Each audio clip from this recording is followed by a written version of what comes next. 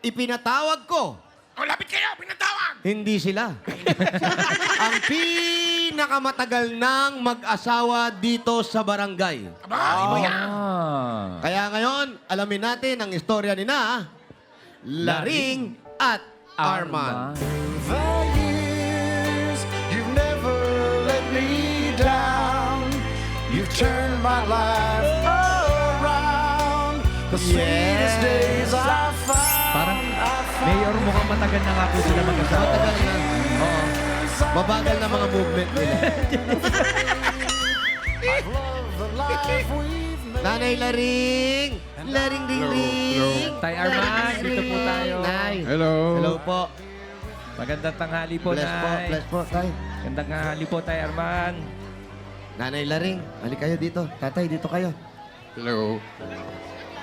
Ayan, dito kayong dalawa, ha? Yeah!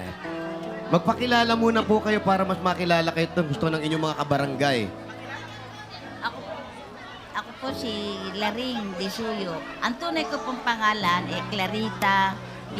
Disuyo. Bisuyo. Opo. Desuyo. Buti na lang hindi naging isda, bisugo, no? Uy, Disuyo. Bisuyo, opo. kayo po, Tay. Pakilala po tayo sa Dabar. Ako po si Armando Disoyo. Taga dito sa 174, Rosario Village, Pasig City. Nakakagilak na makilala po kayo. Yun lang po. Unang-unang tanong po, ilang years na po kayong kasal? 50 na. 50 years. 50 years na. Uy, Noong August. Uy, congratulations Golden, po. Golden couple pala ito, Mayor. golden, golden. Ang tagal na ng relasyon. Kinasal uli kayo? Opo. Sa Talaga? simbahan. Sa simbahan. Opo. Nagpakasal uli sila sa simbahan. May resibo kayo? Ngayon po, ang tanong po muna namin, paano nag-umpisa ang inyong love story? Sino po yung malakas ang loob na magkwento? Oh, Sige po, nanay. Naalala niyo pa po ba, Nay? opo. Doon siya po nagtatrabaho sa ano ba yun? Construction. Construction. Yung ate ko po, ang mama ko, tindera doon sila nagpapakain. Doon sa construction Kantin, po. kantin, Opo. kantin. Kantin o kantin. Pagka Sabado walang pasok, pupunta ko doon para magtinda. Para tumulong. Tumulong. Nakita ko siya doon. Oo. Doon siya nagtatrabaho. Opo. Ano, nung nakita nyo siya, gusto nyo na siya o crush nyo na siya? Hindi naman agad eh. Hindi naman kasi kaguwapuhan ng asawa ko eh. Wala. Parang pakisama lang. Kasi yung bilas ko, yan ang purman ko sa construction. Forma nyo yung bilas nyo. Ngayon, kung saan siya na destino, dinadala lang ako. Kasama ko lagi. Pero nung nakita kayo ni nanay, nakita nyo rin ba siya? Oo naman. Kayo ba? Anong Nagkagusto- naramdaman nyo? Oo, ano naramdaman nyo nung nakita nyo siya? Medyo okay ito Teka muna, Tay. Ba't may medyo? Medyo okay Ba't to, medyo okay? Ba't niyo po na Siyempre, hindi pa naman natin kabisado eh. Tapos nanay, ano nangyari? Medyo sa katagalan, pakisama, medyo kinukumbida ko ng aking bilas sa kanila.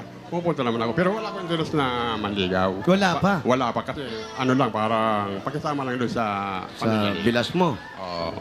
O, pero dumating yung panliligaw. Paano kayo nanligaw? Nay, paano siya nanligaw sa inyo?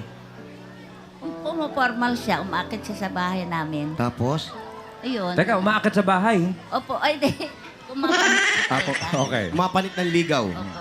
Pero nanay, yung panliligaw nung araw, ano ba yan? Meron niya ba yung nagwawalis, nag-iighim, may ganun ba? Anong style ang ginamit? sa Dumaan inyo? ba muna sa mga magulang? Hindi po. Ay, hindi na. Hindi siya nanuyo.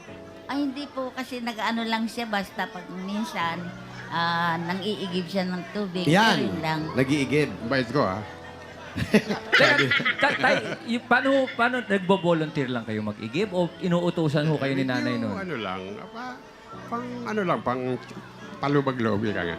Kumbaga, pasikat lang. Pasikat lang. Pero nay, nung Mayor, habang Mayor. nag-iigib si tatay, nagkaroon ba kayo boss? Si Boss Joey. Arman, ayaw niya di ba bumalik sa 24 oras? Hindi si Hindi Mike po. yan. Hindi po. Naalala na. Kaboses lang po. Arman yan. Opo. Hello. Ay, ayun po. Mang Mike, Mang Mike, tuloy. Arman. Mang Arman. Oy. Ayun po, nanligaw. Nay, doon ba kayo medyo nagkaroon ng... Sabi nyo nga, hindi ka gwapuhan. Habang ginagawa niya ba yung panunuyo, nagkakagusto na kayo sa kanya? Hindi naman po. Hindi pa rin? Oo, kasi actually, hindi naman siya masyad ng ibang nagtatapat ng gano'n. Parang in-invite niya ako doon sa kanila, Oh. doon sa Quezon City. Opo. Ngayon yung akala ng mama ko, ginalaw na ako niya kasi nga nasama. Kasi sumama kayo. Inabot ba kayo na magdamag? Okay, nabukasan na ako nakauwi eh. Ayun! So, walang panliligaw. Nung sumama kayo sa kanya, ibig sabihin po nun, hindi pa kayo nun. Hindi pa. Kayo Hindi pa. magkasintahan. Pero dahil doon na kayo, inabot kayo na maghapon, magdamag, ang akala ng magulang nyo, may nangyari. Kaya pinakasal. So, napikot ka. Kaya hindi ko sila eh. Pero, Laing pikutin daw. tay, gusto nyo naman po yun na talagang Oy. mahulog na sa inyo si nanay. Natural, hindi tayo abot ng ganito katagal kung hindi nagkaganyan. Okay. Na, Pero tay, kasi siyempre, hindi ka ready ka na ba nung mga time na yun na, biglang kasalan na to. Wala, hindi nga nakaredy. Pero andyan na yan eh. Talagang igagapag na natin yan eh. Opo, pero sa inyo, okay sa iyo, Nay. Opo. Okay ba yun? Kasi, siyempre, bata ka pa nun. Kasalang Ilan taon ka bayan, na nun? 23 po. 23. So, kasalan bayan. Opo. Hindi ka na Nay, nawala naman ng namagitan sa amin. O hindi po kayo nagpaliwanag sa magulang? Nasabi yun naman po kasi akala ng mama ko may nangyari. Sabi ko wala naman kasi birthday ng kanyang pamangkin. Pamangkin. O so hindi kami nakauwi kasi malayo eh, Quezon City del Monte. Opo. Pero, Hindi So, ako yun na naka- nangyari. Pero wala pang traffic nung araw nun. Opo, wala. Baka sinadya nyo lang hindi umuwi talaga para pakasal kayo. Ikaw, kuya, ano naman ang explanation mo sa magulang mo? Ano po yung sabi nyo sa magulang nyo? sa magulang ko, sa Opo. magulang ni Sa inyo po. Sa inyo, magulang mo. ay wala akong kamalay-malay sila. Umuwi ako doon. Kami doon eh. Dalawa na anak namin eh. Nasa Bicol po ako, sa Tabaco Albay. Tabako, Alba. Oo, nasa Bicol sila. Pero Hindi yan nila po- alam na nag-asawa na ako. Nagsama na kayo. 50 years. 50 years. Kamusta po? Sweet pa rin? Sweet pa rin ba? Meron pa rin ba? Meron pa rin. nag-holding hands pa rin ba kayo? Paminsan-minsan. Ano naman yung ayaw ni nanay nung time na magkasama na kayo ni tatay? Ay, Ano yung hindi mo nagustuhan? sa kanya. Opo. Ang pag-iinom niya noon. Palainom talaga siya. Hmm. Kung uminom yan, 3 days. Ay, tatlong araw na araw? sunod-sunod. Dire-dire. Yun po ba ang naging talaga mabigat na challenge sa samahan ninyo, yung pag-iinom niya? Anong ginagawa niyo pag umiinom siya? Umaalis ako ng bahay. Oh, Pupunta ako doon sa mga kamag-anak ko sa Bulacan. oh. Pagdating ko, minsan sinusundo niya ako doon. Mga ilang After araw 3 yun? days. Mga 3 days. 3 days, three kasi 3 days days din. na inom siya eh. Wala. Buti bumabalik pa kayo, hindi kayo nananawa. Dahil sa mga anak ko noon. Na hindi nyo ba naisip na hindi talaga gusto mag-inom ni tatay? Pinagbubuksan lang ho kayo ng bote, tapos pag nakita kayong lumalabas na Gustong paalisin, yan ang gusto mo sabihin. Kasi lumalabas kada ano eh. Hindi ho ba, may away po ba yun pag ganon? Hindi po, kasi maalis ako. Ang ano kasi niya, mabait siya sa barkada niya. Yung halos, yung sweldo niya, na binibili niya ng beer lang naman. Ganun. Ayun. Tay, huwag niyong burahin yung mukha niyo. Wala na, nagkikwento na si nanay. Pero paano ba mag-away ang 50 years? Wala lang. Hindi, basta umaalis ako pagka lasing. Doon man kami nag-aaway niya ng hindi lasing eh. Umiiwas ka na lang. Oo, umiiwas. Hindi kami nag-aaway ng Maingay. maingay. So yun lang ho ang naging Umaalis lang problema. ako. Pero pumasok na rin sa isip niyo na ayoko na. Tama Oo, na. pumasok na Parang yun. sumuko na kayo. Opo, kaya lang sabi nung pangatlo kong anak, Ma, hindi lang siya ang anak mo. Meron pa kaming dalawang magkapatid, sabi niya. Sabi niya. Ayun, pinagbigyan ko yung mga anak ko. Kasi nga, ang ginagawa niya, inom lang ng inom. Parang ayaw ng Parang mga... tatlong Parang araw. ayaw... Pero yung sweldo niya, entrega sa akin. Ang ano yung para sa kanya talaga na... Kumukuha siyang pang-inom niya. Oo po. Pero nung Kaya- sinabi ng anak mo na parang ayaw nilang lumaki na watak-watak yung Opo. pamilya niyo, doon na kayo talagang nagtiis na. Opo. Kay ikaw, Tay. Tubig na lang ba yung ininom Kailan mo? yung huling shot? Matagal na, mga 4 na taon na yata hindi na kuminom. Pero natakot ka rin doon sa sinabi ng anak mo na baka magkaiwa-iwalay kayo. Siyempre, kaya mahal ko ang pamilya ko, kaya kailangan natin i-sacrifice ang gusto natin. Pero kayo, nanay, paano nyo kamahal o kamahal yung mga anak ninyo? At hindi kayo humiwalay kay tatay dahil... Dahil po sa mga anak ko, mahal ko po ang mga anak ko. Tsaka gusto, sabi kasi nga niya, Mama, hindi lang idadalawa ang anak mo. Meron pang dalawa. Paano kung may manligaw daw sa kanila? Eh, sabihin, broken family yan. Sabi ganun. So, yun na napag-isip po. Sabi niya man niya, o sige, magsama lang tayo kahit na hindi ba, yung totoong, magkahiwalay kami sa tulog. Ganun. Nga talaga. Opo. Dumating na siya inyo. Dumating sa ganung panahon. Pero yun lang po ba yung mga dahilan na yung pagka medyo hindi nagkakaintindihan, yun lang po ba yung panahon sa 50 years na nagkalayo kayo ni Mister? O, hindi po yan nananakit. Mabait po. Pagka hindi po yan nakainom, mapakabait Pero po niyan. ang aming nasagap na chismis ng mga marites dito sa sa inyong lugar, nag-abroad daw po si tatay. Opo. Tama po ba yun? Saan po nagpunta? Sa Daman po, saka Saudi. Sa Daman, saka saan? Iraq. Sa Iraq. Iraq. ba? Iraq. Gaano Gaano katagal? katagal? Munang 83 hanggang sa umpisa, 1979 hanggang 1981. Nakalakasan ng Saudi yan. Oo, dito sa Dammam, Saudi Arabia. Pagdating ng 83 hanggang 85, ay, hindi na pala kagad. Tumandang huli na yun. Pagdating ng 79, 86 hanggang 1991. Nahihirapan din kami magkwenta. Mga ilan years total nyo, tay? Siguro mga 12, siguro 12, 13. 12 to 13 years. So, dapat wala pa kayong 50 years. Kasi may Oy, may lap eh.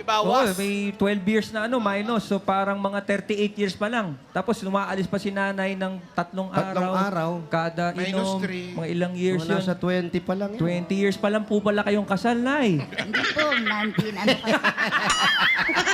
Nilito mo eh. Nilito mo si nanay. Ayan. Paano po ngayon? Paano pa napapakilig ang isa't isa?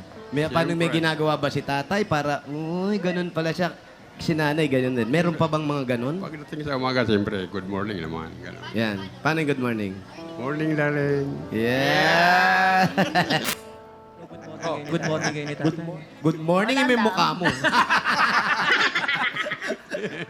Pero last year daw, Mayor, nagpakasal sila 50 years mula sa kasalang bayan. Totoo ba? Nung umpisa. Nagpakasal ng 50 years. Tama po ba? Opo, 50 years, golden wedding. Nag-golden wedding. Paano nangyari na nag-golden wedding anniversary kayo? Sino ho nagplano? Ako Arrange. po. Kayo lang ho? Ako May mga picture. Ay, teka. Mayor, si nanay lang daw po ang nagplano. Hindi alam ni tatay. Paano nangyari yun, nay?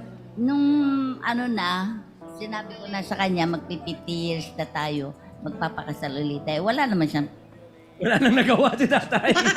Naiplano niya na lahat. opo. As in, lahat, pati yung mga susuotin, ganyan. Oo, ako naglahat ng nagplano niyan. Yung mga anak nandito rin sa kasal. Ayan, Nay. Ito yung mga anak ata. Oh. Yung anak pala, yung anak niyo po katulong sa pagplano rin. Nung kinasal ho kayo ng 50 years, tay, nung sinabi na sa inyo ni nanay na ikakasal ulit tayo, ano naramdaman ninyo? Siyempre, tuwan-tuwa din tayo dahil mauulit na naman yung sakripisyo. Pero hindi kayo tayo natakot nang pinasukatan kayo ni nanay ng formal. Hindi naman kasi alam kong Hoy! panahon na ng panahon ng kasal namin eh. Hindi ho, kasi hindi ho sinabi ni nanay no plano ng kasal eh. Pero, nay, ano hong mga special nung inimagine nung pinaplano niyo yung kasal? Ano yung mga dapat gagawin natin? Yung ganun. Kasi ang trabaho naman namin sa wedding, mga decors, naggawa ng bulaklak, Okay. saka yung gown, ako'y mananahin. Ah. So gusto ko talaga makapagsuot ng gown kasi nung ikinasal kami, nung unang kasal, hindi ako nakapagsuot ng gown kasi yung kasalang bayan, ordinary lang ang suot. So ngayon sabi ko, anyway, may pera naman akong makukuha dahil yung nakapundar naman ako ng van. So, tinupad niyo doon sa 50 years Opo, doon sa 50 years namin, sabi ko, magsushoot ako ng gown, ako lahat ang gagastos. Tapos sabi ko, ang mga anak ko binigyan ko ng toko-taka, tig 50,000 bawat isa. Oh. Tay, ito mo. Naglalasing ka pa, wala ka palang problema dyan. Sagot niya lahat? Noong pa yun, matagal na. Matagal na pala. Okay. Kaya Ngayon wala hindi na po siya naglalasing. Hindi na. Oo. Medyo, Ngayon, halimbawa, hindi na- ito uli yung kasal nyo. Pwede ba namin marinig yung ano? Ano yung Kung ano sinabi? yung sinabi nyo nung kinasal kayo uli? Wedding vows. Natatandaan mo pa ba, Nay? Yung yeting, yung ano Yung renewal vows. O, ito yung sing namin, oh. yan ba yung sing-sing nyo? O, kunyari, ilalagay mo uli sa kanya, tatay, ha? Ayun ang Yung kanya. sayo, ilalagay, yan. Bigyan mo kay nanay yung sayo. Na isang lamon na ba to? Huwag. Oh, sige. Joke Si lang nanay, yun. ikaw muna, tatay. Anong sasabihin mo kay nanay? Yung habang nilalagay mo yan. Yan, go. Ito ang tanda ng aking pagmamahal sa iyo. Sana wag mo kong kalilimutan habang buhay. O, si tatay naman. Armando, itong sing-sing na ito ay pakaingatan mo. Ito ang tanda ng pagmamahal ko sa iyo. Meron pa ba kayong gustong idagdag na sasabihin kay tatay na hindi nyo nasabi? O, message para kay tatay. Na ngayong magpi-51 years na kayo. Opo. Ano pong gusto nyo sabihin? Pa. Fernando? Salamat sa mga pinagtiisan mo sa amin at pagsisikap mo.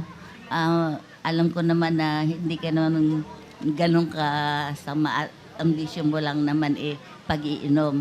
Ngayon hindi ka na nag-iinom kaya I love you. Ikaw naman, tatay. Makakaasa kang hindi mauulit ang nakaraan. Salamat. Makakaasa kang hindi na mauulit ang nakaraan. Salamat. Nahuli nyo, yung unang babae po ni tatay, paano nyo nahuli? Paano ho nyo nampasan yung issue na yun? Wala po siyang babae.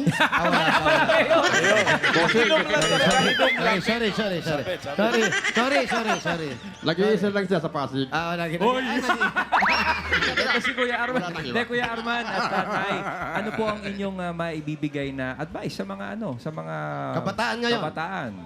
Mga bagong kasal. para umabot ng 50 years. Siguro, panatiliin nila yung katatagan ng loob, unang-una, magmahalan, pagmamahal, tiwala, at siyempre may kaunting sakripisyo dyan. Salamat, Tay. Kayo naman, Nay. Ganyan din po ako.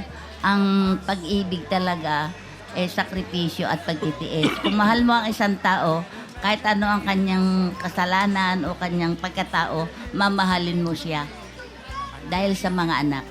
Pero ang importante, kahit ano nangyari, hindi kayo sinaktan ni tatay. Ay, hindi po. Hindi kayo pinagbuhatan Hindi ng po amay. yan nananakit. Kaya sabi nga natin, huwag nating hayaan masaktan ang puso na ating pinaghirapan. Darating ang oras, humahaba, tumatagal, pagdating ng 50, maraming anak, maraming apo, at magsasama kayo habang buhay. Yan ang pinakita ni nanay at tatay. Maraming salamat po. Maraming salamat mga kapuso! Mabuhay si Aning Laring at si Mang Arman! Mabuhay! Congrats po! Thank you. Maraming salamat po sa pag-share ng inyong story sa ating mga constituents. Ayan, tinatawagan po namin ang lahat ng gustong mag-share na kanilang mga love story. Kaguyat ni Tatay Armando at si Nanay Laring. Ano mang kwento ng pag-ibig mo o pag-ibig niya o pag-ibig niyo lahat, pwedeng ma-in love o pwedeng yung mga heartbroken, yung pwedeng bigla-bigla na lang. Ipadala niyo lang po sa amin ang kwento ninyo. Ang gagawin nyo lang, Tower Cats, i-email nyo lang sa barangay14344@gmail.com. Yan, no? Ilagay nyo yung mga detalye na nasa inyong mga TV screens. Araw-araw, abangan ang mga kwento ng pag-ibig na magbibigay ng inspirasyon. Dito lang sa... Barangay 14344! Barangay, I love you very much! Thank you po. Salamat, Nanay. Congrats po.